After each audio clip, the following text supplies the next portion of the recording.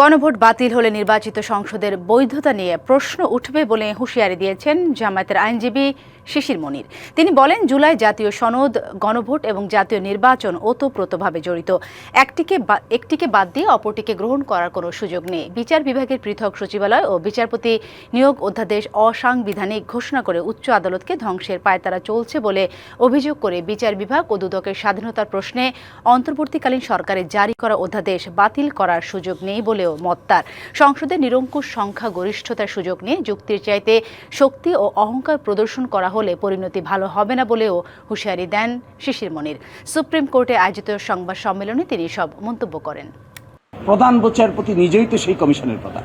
এখানে আরো 7 জন সদস্য আছেন, তারা এসে বলছেন এই প্রক্রিয়া অসাংবিধানিক।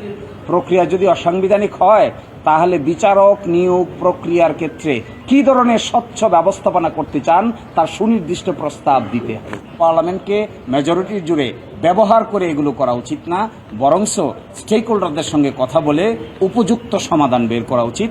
Otherwise country will suffer a lot. 200-র বেশি সার্ভিস ও ফিচারে লেনদেনের সব বিকাশ অ্যাপে সম্ভব।